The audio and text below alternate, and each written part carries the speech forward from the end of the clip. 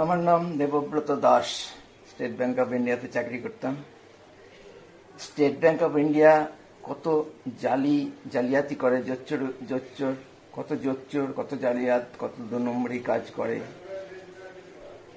সবাই নিচ থেকে উপর, সবাই যত উপরে তত 2 নম্বরই, তত চুরি, তত মিথ্যা কথা বলা। কিভাবে আমাকে চোরকে বাঁচানোর জন্য আমাকে আমার জীবন শেষ করে দিল, আমার সবকিছু কেড়ে নিল, সেটা আমি বলতে চাচ্ছি।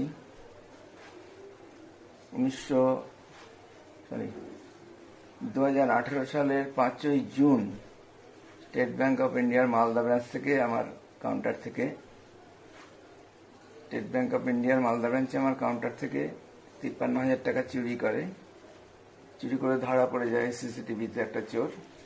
সেই চোরটা ব্যাংকের কাছে খুব ইম্পর্টেন্ট একজন কাস্টমারের, ক্যাশ ক্রেডিট কাস্টমারের কর্মচারী। এবার সেই চোরটাকে পুলিশের হাতে তুলে দেওয়ার কথা, এবং আমাকে টাকাটা, যেহেতু সেদিন আমাকে টাকাটা দিতে হয়েছিল, 53,000 চুরি হওয়া টাকাটা উদ্ধার করে আমাকে ফেরত দিবে, এরকম আমাকে বলা হয়েছিল। সেই সময়ই একদম টাকাটা আমি ফেরত পাওয়ার আগেই চিফ ম্যানেজার পাল্টে গিয়ে উজ্জ্বল কুমার নামে একজন, এবং ক্যাশ ক্রেডিট ম্যানেজারও পাল্টে গিয়ে বিশাল কুমার নামে একজন আসলো। এই দুজন এসেই একটা মনে হচ্ছিল যেন ওরা এই পারপাসেই আসছে। পারপাসটা হচ্ছে চোরটাকে বাঁচাতে হবে একদম নিরাপদ ভাবে, এবং আমাকে মুখ বন্ধ করে বা যে কোনো ভাবে হোক, আমি যদি কোনো একটাও কথা না বলি, টাকাটা ফেরত না নিই, তাহলে হয়তো আমাকে কিছুই করতো না। কিন্তু আমি মুখ বন্ধ রাখিনি, আমি টাকাটা ফেরত চাই। আমাকে তো বলেই ছিল যে টাকাটা ফেরত দিয়ে দেবে আমাকে, আর পুলিশের হাতে দিয়ে দেবে চোরটাকে। আমার উপর অকথ্য অত্যাচার করে, অপমান করে আমাকে এমন অবস্থা করেছিল। আমার প্রেশার, সুগার ইত্যাদি আছে, বয়স, এবং একজনও কেউ তখন আমার পাশে না দাঁড়ানোয় ব্যাংক থেকে টাকা চুরি হয়েছে। তারাই, সেই অন্য স্টাফেরাই সিসিটিভি ফুটেজের ব্যবস্থা করেছে। তারাই টাকাটা উদ্ধারের জন্য নানাভাবে চেষ্টা করছিল সেই দিন থেকে, এবং সেই স্টাফেরাই কি করে ঘুরে গিয়ে একদম আমার সঙ্গে এই বিষয়ে কথা বলা বন্ধ করে দিল, এবং আমাকে সবসময় এড়িয়ে চলতে লাগলো। সেটা আমি জানি না কেন করলো, কে ইনফ্লুয়েন্স করেছে। এরকম অলৌকিক ঘটনা শেষ অব্দি এখন বলতে পারি যে স্টেট ব্যাংকের 2.5 লক্ষ স্টাফের মধ্যে একজনও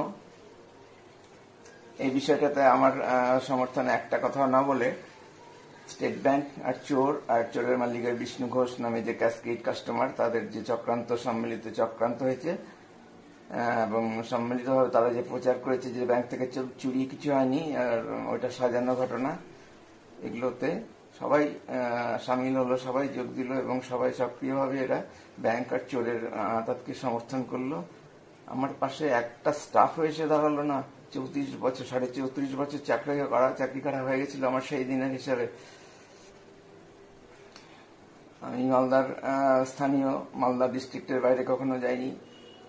আর বহু এরকম পুরনো স্টাফ আছে যারা মালদার স্থায়ী বাসিন্দা।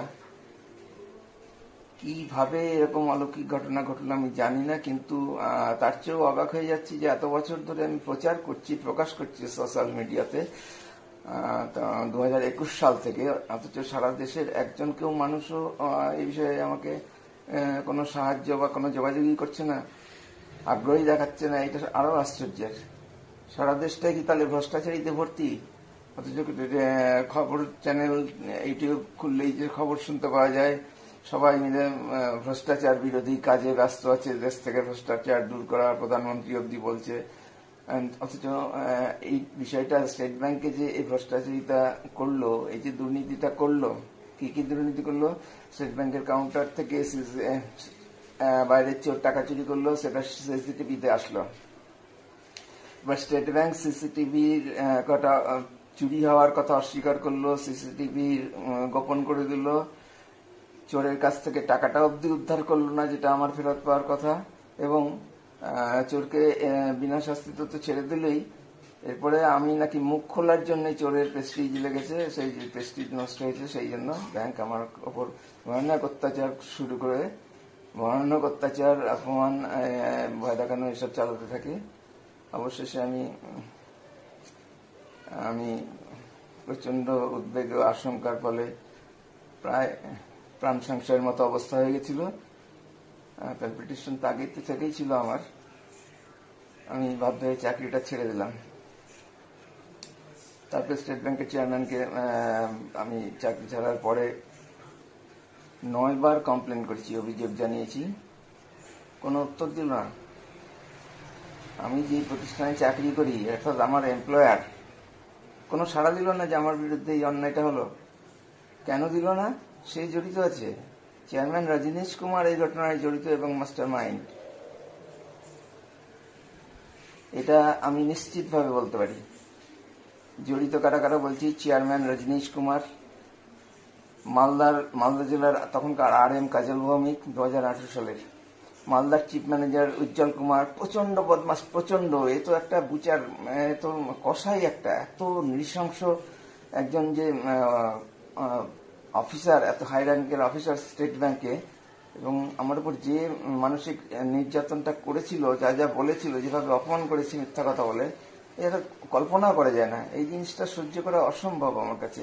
আমার সঙ্গে একজনও আমার সমর্থনে দাঁড়াক বা না দাঁড়াক, আমি যতদিন বেঁচে থাকবো আমি এরকম বলতেই থাকবো। কেউ না কেউ কখনো না কখনো এর সুরাহা করবে। আমি হয়তো এর সুবিধা নাও পেতে পারি, কিন্তু আমি চাই যে তাদের শাস্তি হোক উপযুক্ত শাস্তি।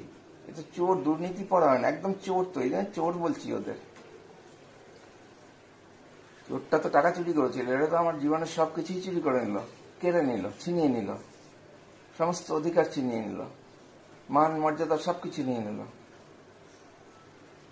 আর যে আছে, যদিও নাম বলা হলো না, SBI মালদার যে বিশাল কুমার নামে ক্যাশকেড ম্যানেজার এসেছিল, সে পার্থ চক্রবর্তী নামে আরেকজন ম্যানেজার এসেছিল। উজ্জ্বল কুমার, বিশাল কুমার, পার্থ চক্রবর্তী এবং আরেকজন নতুন আসা, সবাই নতুন, আমাকে চিফ ম্যানেজার চেম্বারে ডেকে তুমুল আক্রমণাত্মক ভাবে, আক্রমণাত্মক ভাষায় আমার উপর অত্যাচার চালিয়েছে। অথচ সারা ব্যাংকে, state bank, SBI Malda branch যথেষ্ট বড়, এবং তখন প্রায় 40 জনের মতো, সব ধরনের স্টাফ ধরলে 40 জনের মতো ছিল। একটা কেউ প্রতিবাদ ছিল না, সবাই CCTV ফুটেজ দেখেছে, একদম কনফার্ম, একদম কোনো স্কোপই নাই যে সন্দেহ প্রকাশ করার। আর